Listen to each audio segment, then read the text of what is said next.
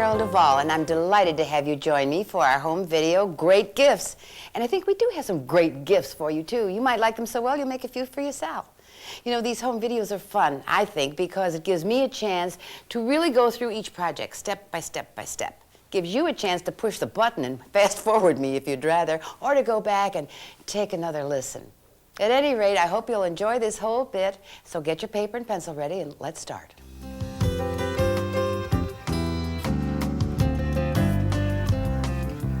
Well, obviously, frames for photographs must make great gifts because we see them every place, from the corner drugstore to the very fine specialty shops. And we think we've got about the finest right here on some frames that we're going to show you how to make yourself. Not only are they easy, but they're very inexpensive, and they are really quite classy looking. You can also personalize them by more than just putting in a favorite snapshot, but by the colors and the kind of fabric you use. The basis for them, you won't want to tell anybody, but I'll give you the list and surprise you.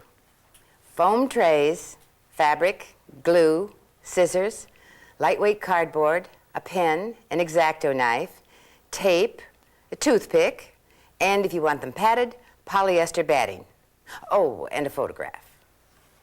Okay, you notice the first item that you need, the foam trays? Yep, they're the ones you get at the grocery store with your pork chops or hamburger or chicken or fruit or vegetables or whatever, this kind. Any one of them will do, okay. First step, whatever size or color or shape tray you're using, is to cut off the edges. Now this you can do with scissors. Just cut down like this and break it off like that. From then on, however, you want to use an X-Acto knife or a craft knife because your scissors are liable to smush down foam, and you don't want it squishy. Isn't that nice noise? They love it here, I'm sure. Okay, when you see what size foam you have, that's, of course, when you can decide what size frame you're going to make. You don't want any of the curved edges there at all. I think we can get this one on just about. Now I'll cut it a little skinnier. At any rate, what you do is you draw around it, outline the shape of your frame on all sides, and then cut. Now, if you're very fortunate and have a really good high-class foam tray, what you can do is cut like this. If you run into any little blips, and sometimes you will, then it's best, oh, there I am, if you start cutting your foam up and down like this, because you don't want to tear it. Now, these don't have to be perfect because they're going to be covered with fabric. So if there is a little something once in a while that sticks out, that's all right. You can trim it off with these scissors or your knife. All right, we're now going to end up with, of course, a perfect shape for our frame. Now, what I do usually, in fact always, is I take my X-Acto knife and I cut off the corners like this on all four of them, and then roll them like this. I just like the looks. Besides, I also think they're easier to cover. Do that on all of them. You can do some of the shaping with your hands, too, so that we have it like this. Now we have to pick out some fabric that we're going to use to cover, and cut our fabric a good inch larger than our foam all the way around. Fine with that. Now, what size and shape opening? Well, in this case, I've decided that we want to use an oval. But you don't know how to draw an oval? That's very simple. Take an ordinary piece of paper, fold it in quarters, and then, just as a guide, I usually draw 2 dots. This for the length, this for the width. Now, the first time, it isn't going to work. I mean, it very seldom has anyway. But it gives me a guide to give me an idea about the size and where I need to make it fatter or skinnier or whatever. Now this I know is going to be way too big for this tray, but you see what I mean? Okay, we start from that. Now after a little bit of practicing, I got just exactly the size and shape I wanted for this tray. Place it on top of your foam and then do measure to make sure that you have it perfectly centered. You might want to have it up a little higher from the bottom. On the other hand, if you put it in the center, then you can make your tray or your frame work for pictures either horizontally or vertically. All right, draw around, use this as your guide. And here, again, you can try pulling your knife through, but I really do suggest that you use this up and down movement all the way around and then push it out. Okay, once we get one all cut out, here it is. Now we go to use the fabric.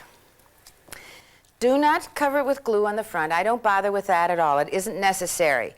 Now we have this an inch, as I say, or so larger. Just make sure that when you pull it over, if you've made it any bigger than that it doesn't extend beyond the opening. This doesn't. It's absolutely perfect. What I usually do is take the glue, and this is a heavy craft glue, but any white glue will do. Just sometimes takes a little bit longer to dry and to hold. But again, quite sparingly, and a toothpick to apply it. You watch me do many crafts where we have glue, and you'll hear that over and over and over until it gets boring, but I can't say it too often. And even then, look, I have enough glue really to come down to the ends. Okay, now pull this over on both sides and pull it so that it's really taut across the front. You want to try to be neat, but nobody's going to see that, so it isn't really going to be too terrible if it isn't perfect. Pull it very, very tight. Do not go all the way to the corners, just where it maybe begins to curve. All right, then do the same on the other ends, like this. Because after it's glued, then I go back and gather up the material at the corners and glue that separately and trim where necessary, so that it's like this before we get it down, like this after we get it down.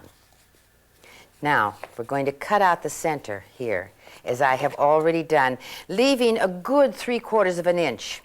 And we're going to slash, but not all the way to the foam, because this is thick foam. It's a good 1/8 of an inch thick, and when we pull this fabric back, we do not want any of that foam raw edge to show. So we leave that little space. Then after it's slashed all the way around, again with your toothpick, apply glue, bring this back, and make it neat and tidy, like this, and like that on the front.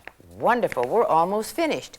All we have to do now is to take a piece of cardboard, any cardboard, cover it with the fabric, and cut it so that it's just about 1/4 of an inch smaller than the frame on all sides. When you glue it on, glue it just along the outer edges, along the 2 sides and the bottom. After all, you do need to leave some opening to slip that picture inside. And there's one other little thing you might want to do, some acetate. You can buy that at your art supply store. You can get some plastic at the hardware store. You might even find that you have stationery around the house that has that kind of a cover on it. Now this can go on a wall, or you can cut yourself a little strip of cardboard, score it like this, cover it with fabric, and glue it to the back for a little easel. Now I also know that even though this looks kind of padded because of the nice thickness of the frame, of the foam, a lot of folks really do want that padded look. Most of those frames you have to sew, not this one. We go back to the one step. After we had this cut out, before we cover it with fabric, take some polyfill batten, cut it the same size, and cut out the center, as we did here. And if you want it really fat, cut 2 layers. If you want it not so fat, 1. And then it's exactly as we did for the rest of it. Pull it back, you glue, you do the corners, and the frame that we have up here is this same frame, except that it's now horizontal and it's padded.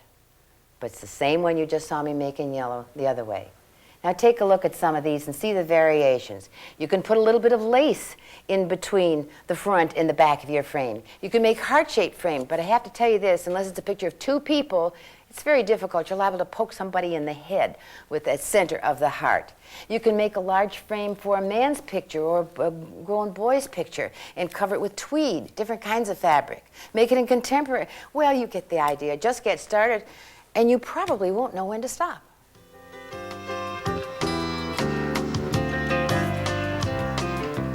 Next in our great gifts is one for the baby's room, your baby or somebody else's. These are our teddy bear mobiles, and we have them in a couple of different sizes, and there's no sewing, all cut and glue. Here's what you'll need. A lightweight cardboard, paper plates, index cards will do, or poster board too. Colorful felt squares, some nylon fishing line or sewing thread, white glue, a black marking pen, 12-inch square of plexiglass cut into a circle or a 12-inch embroidery hoop, and scissors, glue, and a toothpick. Okay, we've made our teddy bears in 2 different sizes, and you can do the same thing if you'd like to, or you have a choice because you have patterns for both sizes in the box that your tape came in. fact, you can take it to the copying machine and make it bigger or smaller than we've given you even. But this should be okay. Now we want to take those patterns, cut them out, and transfer them to lightweight cardboard. Poster board probably for the larger one if you use that, but golly, a paper plate or an index card would work for the smaller one. It's just that when you make so many times you have to draw around it, it's really difficult on paper. So okay, we've cut out our large teddy bear. Put him aside for a moment while we cut out a whole bunch of squares of cardboard. For the large one, again, poster board.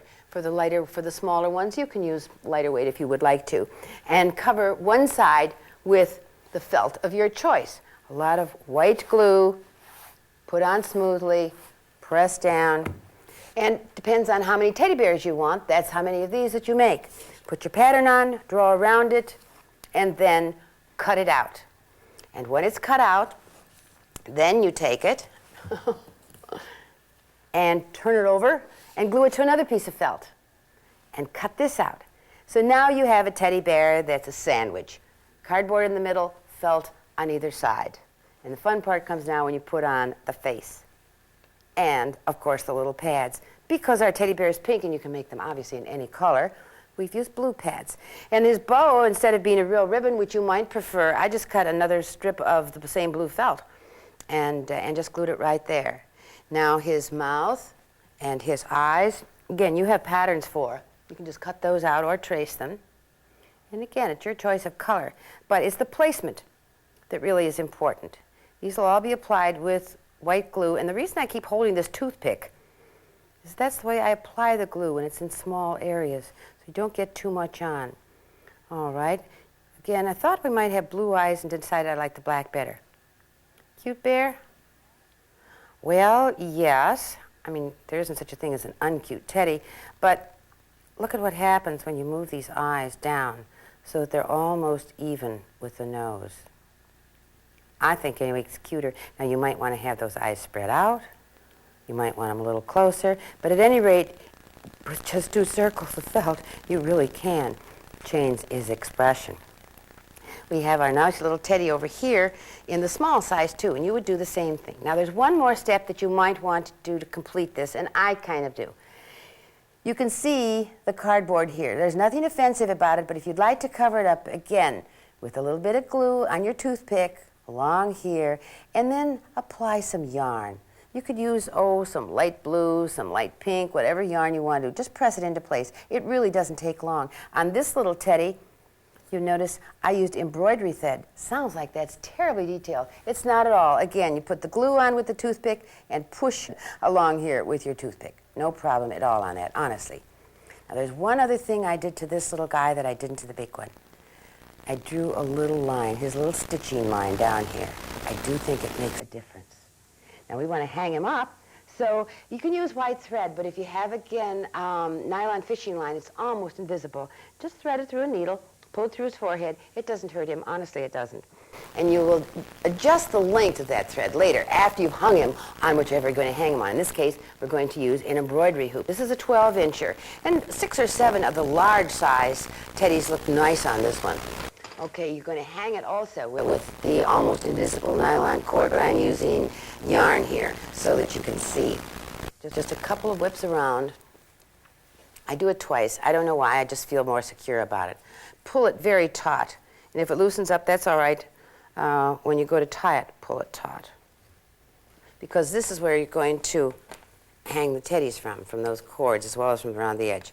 Okay, pull it very tightly up here and then do the same thing in the opposite direction. When you go to hang this, you'll pull all 4 cords together, tie them, and then balance it. Now, before we hang this or add the teddies, however, it'd be kind of fun to glue, a little bit of eyelet around here. You see that our pink and blue teddies here. We have some blue lace around. On our yellow teddy bear mobile, we have yellow lace. And on our mobile that has all the multicolored teddies, we've used actually a circle of plexiglass. This is just a little trickier because you have to cut a circle of plexiglass. Incidentally, this is 1/8 of an inch thick, and you can buy it by the square foot at the hardware store. And I drilled holes in it and tied the nylon fishing cord that I hung the teddies with around little beads up there. So any way you want to do it, it's easy, fun, and you still have a chance for a lot of individuality in size, in color, and even how you hang the things up. Then you need a music box and put it with it, and any baby should love it. Oh, coming up, my all-time very favorite great gift. I don't know whether I think it's better to make it and give it or to receive it. At any rate, it's easy, it's inexpensive, it's fun, it's nifty, and I'm going to put one together before your very eyes. Look, 3 pieces of felt, 2 pieces of red felt, 1 piece of green felt, slashes in the middle. Do you have any idea what happens? I'll show you. I'll show you. It's like magic. Of course, you'll see how we do this again later, too. But this makes a great tuck-in because obviously, since you have just 3 flat felt pieces, you can stick it in an envelope. That's what a tuck-in is, you know, in case you didn't know. When you want to send more than a card but less than a big gift, it tucks right in with the card in your envelope. Okay, pull this through. Before your very eyes, there forms a pretty flower, and it's a napkin ring. Isn't that nifty? Isn't that pretty? Isn't that easy? And here's all you need to make one. Red and green felt pieces, the 9x12 pieces, some freezer wrap, pen and pencil, and a pair of scissors. Okay, back to the beginning. Now, in with your videotape, you received a sheet of paper with the main pattern pieces on. So this is our dog bone centerpiece. And the flower petal and the leaf. Cut them out. And if you're going to be making a number of these, and you probably will be, it's a good idea to transfer them to a lightweight cardboard. It's so much easier to trace around. Now, if you've made anything of felt, then I'm sure you've done the usual trick. You take your piece of felt, and you put your pattern on it, and you draw around it. And if it's light felt, you use a dark pen, and if it's dark felt, you use a light pen. And then when you cut it out, you try very hard to cut inside those lines. No more. Here's a hint a viewer gave to me some years ago, and it excited me so I started making felt things like crazy, even when I didn't want to make felt things. All right, here's the red felt. Here's a piece of freezer wrap paper.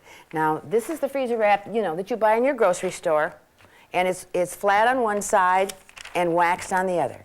You put it waxed side down and run a warm iron over it. Not back and forth, just run it over enough just to melt that wax. You lift the iron off, the wax hardens again, and it makes the paper adhere to the felt. See, it sort of laminates it. Now you can put your pattern on and draw around it, and this one, and on your green felt the same thing, and cut it out. And they will stay together while you cut them out. No problem there at all. And when you have it all cut out, then you peel it apart. No lines on anything. Isn't that great? All right, now the only thing left here is to cut a little slash, and you'll see on your pattern that there's a slash in the center of the flower petal and the leaf. Notice, please, that you fold, how you fold them. And it shows you how the slash is in there. This is where we cut the slash there. And in our petal, we folded it this way. Reason being, we want these 2 slashes to line up so that when we put them together, the petal of the flower alternates with the leaf, okay? Now here we go again. We take our dog bone, fold it in half, scrunch it up together there, pull it through here, and pull it through there. Remember, of course, if you send one of these in an envelope or send it flat as a gift, be sure to explain, you know, what the recipient is supposed to do to put them together. Isn't that nifty? Now, this is Christmassy, and here's something that's, well, that can be any time, but here's really Christmassy. The center is very simple. That's just a strip which we've slashed at the ends. And I don't know how much this really looks like a poinsettia, except that it's at Christmas time, so you know that's what it's supposed to be. And here I made 2 sets of petals. Again, putting the slash so that they alternate. And this through here. You might think of some other designs, too, while you get going on it. Wouldn't that be pretty on a Christmas table? On a white napkin, perhaps? I think it's kind of nice, but that's not limited to holiday gifts, for goodness sakes. Look at this in yellow, our rose again, on a springtime table. You can make them in all different colors and send them to someone. How about to Mother for Mother's Day, and she has a spring luncheon. You can make them in different sizes. These are little pins. There's little safety pins on the back. These go around the neck ropes, the lariat type thing. The bolo. Here are these for the bridge girls. for the bridge pencils. Different sizes, different gifts, different people. All fun and great for the kids to make because there's no painting, there's no gluing, there's no sewing, there's no mess.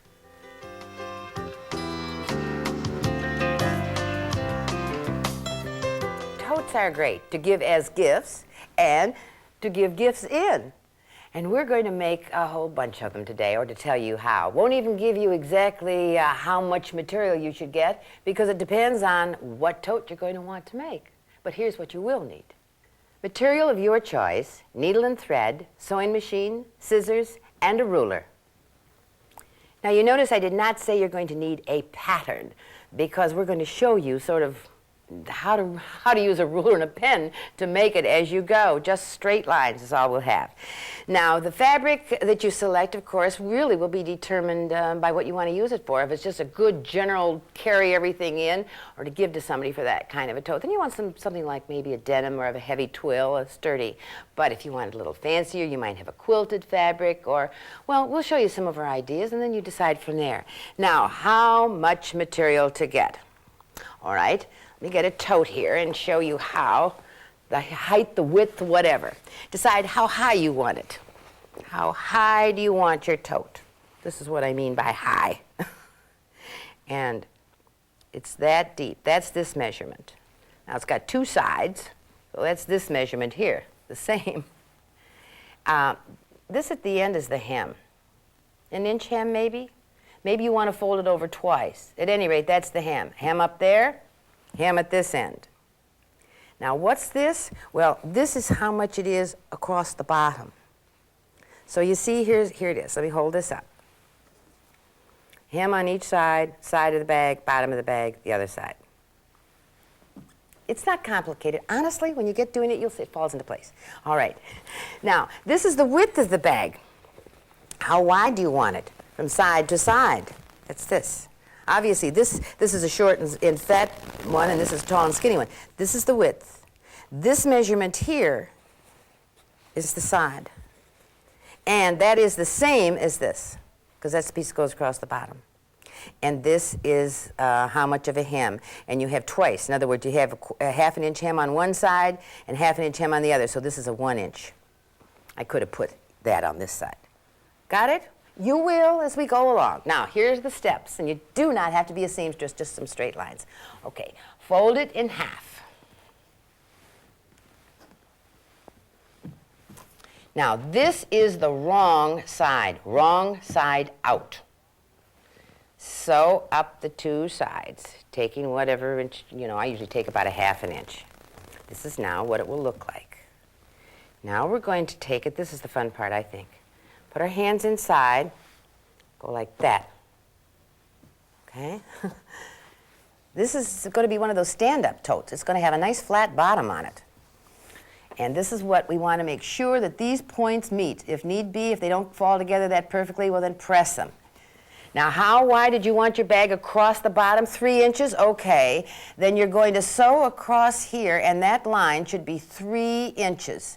Obviously, you just move your ruler up and down, you get 3 inches. However, be sure you measure from this point down and this point down to make sure you have that line straight across here. Absolutely straight, not at an angle. Because, take a look at this, where I've sewed. Does that look crooked? Of course it looks crooked. It's because this is over. But believe me, trust me, I measured.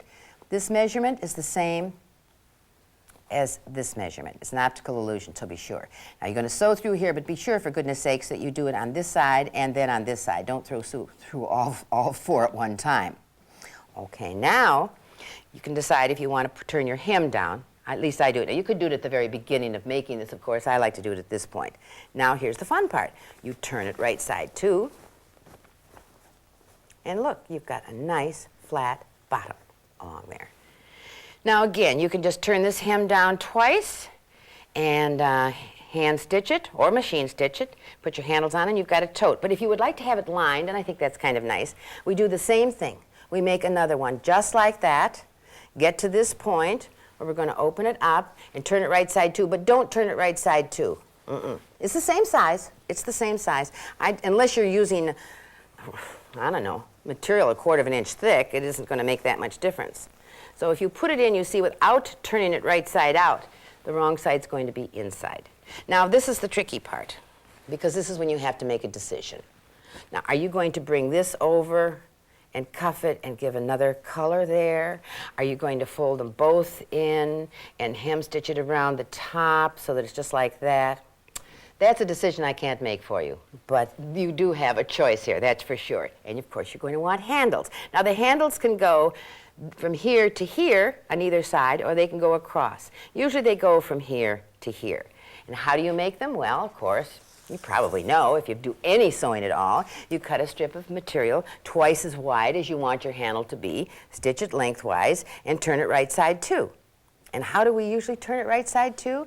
Most of us, I think, take the safety pin, stick it in there, and pull it through.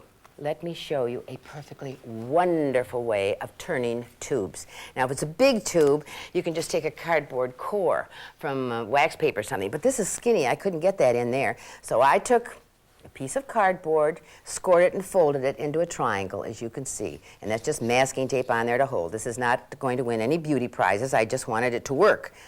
We're going to stick it inside, and it must be, of course, small enough that it's going to slip inside your tube. And it may be, if it's longer than your tube, okay, just scrunch it all up. Now take a piece of wire. I just happen to find this wire around here, but you've somewhere around the house you've got a wire, and if it's a big one, you can even use a hunk of coat hanger. Put a hook on the end of it. Now grab that material in that hook, and then make sure it gets in there. Usually it'll go by itself. I didn't want any mistakes here.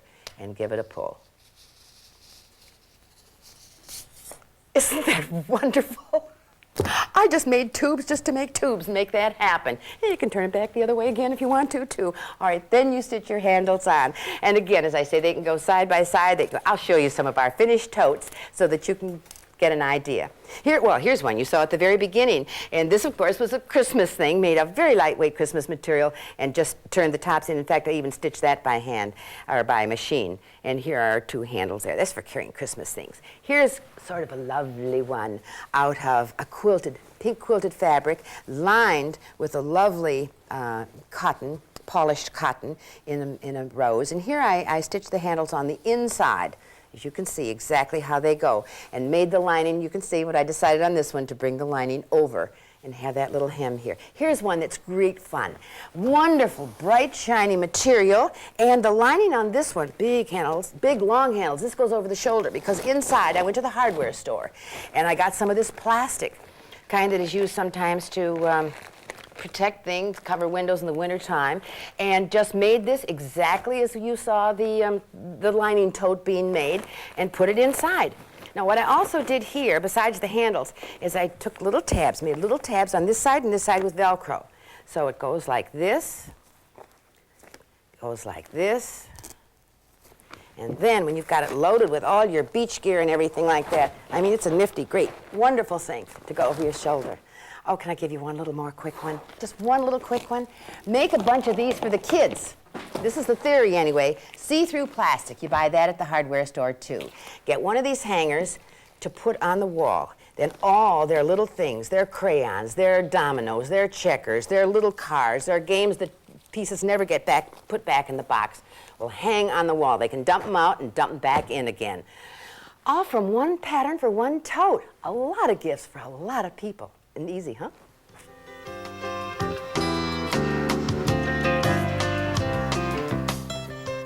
Well, we have a great gifts idea for you now, because it's one idea that really covers a multitude of occasions. Easy to make, too. Here's all you'll need. A writing tablet, a pen, ruler, scissors, glue, and fabric or wallpaper or adhesive back paper. And then a trim you want for whatever book you're doing. Perhaps you've seen in the stores from time to time a hardcover book that has nothing but empty pages inside. They're usually called the nothing books because there's nothing in them. Well, we have a book that's filled with empty pages when you start, but I call it the everything book because the idea is that by the time you finish with it, it's just going to be full of everything that's important to you or to the person that you give this to. This is really a nice gift to give to somebody who's a clipper or a saver. It's just a notepad of paper covered with fabric or wallpaper or adhesive back paper, and you explain to them why you are giving them an empty page book with this poem, the everything book. All of the things that you want to remember from the first of the year to the last of December, just write in the pages of this little book, and then when you want them again, you'll know where to look. Recipes, ideas, a pattern or two, whatever it is that's important to you, write it right down, write it here, right away, and your everything book will grow day by day. Well, obviously, if the friend you want to give this to is a real clipper and a saver, you might want to make a much bigger book than that. But this is the idea. I was so delighted with it myself that I made one for myself. Not an everything book, but a Christmas book. And I got this idea from some friends, and when they packed their Christmas ornaments away, they would always write on the outside of the carton. I thought, well, I'll do a little book. An everything book for Christmas, and it looks like this. And it also has a poem. You may want to fast forward. My feelings won't be hurt. This was just a gift for me and my family. The Christmas book. It was Christmas again, and all through the place there was laughter and fun and a smile on each face. The gifts were all wrapped. The place was aglow, and to make it just perfect, there was even some snow. Cards arrive daily, along with family and friends, and I've detailed it here, so when the year ends, I'll have a record to read to help me remember the who, what, and where of this year's December. And of course, what you do then is you pack it away with the ornaments and everything, and next year when you drag them all out to trim the tree, you can read, and maybe you'll have photographs, everything, all the memories of this Christmas, and you can read about them and remember them next Christmas. After 3 or 4 or 5 or 10 years, and we all know how fast those years go by, just think of what fun it will be to bring these out. A different book for each year. Again, you might want it bigger than that. Now, regardless of whether you're making it for Christmas, for yourself, or these also make nice gifts to give to somebody else, or an everything book, or some of the others we have, let me show you the basic idea of how they were done, whatever size. All right, this is the small notepad, as you can see. Now, if it has a cover like this, as many do, they're kind of flimsy. Take a piece of cardboard. This was off the back of some writing paper, really. Just cut it to size and glue it right to the front, just to give it more body. We've done that on several of ours. Then whatever you're going to be covering it with, whether it's contact paper, as I have here, or fabric, or wallpaper, lay your book flat and cut it about 1 inch larger on all sides. When you know you have it the right size, then of course you either peel it like this, or you would put glue on it. And in this case, I would put the adhesive on the booklet itself and do it 1 page at a time. In other words, place it down here, then on the spine, and then on this side. Okay. Whichever, as I say, whatever kind of material you're using to cover it. Then cut the corners. Whoops, let's get this back here. Cut all the corners off. Now, not right to the cardboard, but very close to it. Just about a hair's breadth away. And since you know how to cut, we'll go to the one that is already cut, because of course we're going to cut slashes at the spine too. But you can see that this will give you a nice neat fold over here when you do that at each side. Now we cut this, so then this gets folded up and back. Give a nice neat press to the spine. And see, these overlap. Now, when you get both of those sides done, cut another piece that's just a little bit smaller than the page, and you'll cover up all of this. Just gives it a nice little finished look. Whatever book you're making and whatever you're covering it with, that's basically it. Okay, now here's how you add the ribbon. Open it up, and at least this is what I did. Just glued it in there, coming around to the front and here, and then did one in the opposite direction too, here. See how this goes? And then add your bow in the front, and of course a little card if you'd like. What about all those bridal showers? I mean, into every life, some bridal shower must fall. So here's one that is just sort of a little extra gift to give to the bride, and this might be presented by the hostess. This one, of course, as you can see, is just covered with contact, and I cut the letters out from my friends because that's who this is from. Everybody contributes their favorite recipe, and they write it on the pages in this little book. You can decorate it this way. Here's another way, also with contact, and the letters were cut out of construction paper. And, okay, here's the poem that goes in the front of that one. This little book was written for you by a bunch of your friends and some relatives, too. Our favorite dishes are here. Everyone is a winner. We hope you'll enjoy them when you fix them for dinner. And each one is accompanied by our very best wishes that you'll even be happy when you're doing the dishes. Then, of course, everybody who's a guest at the shower signs it. And you might add some little household hints, some little things you've learned along the way to make your life easier as a housewife. And I think any bride-to-be should be happy to receive that one. Oh, what comes after the bridal shower? Well, of course, there's the baby shower. And this one, isn't this a cute one? This could be the book that you give for, oh, the baby's diary, the baby's first remarks, whatever, a baby book. And the poem that goes in there, you write that one.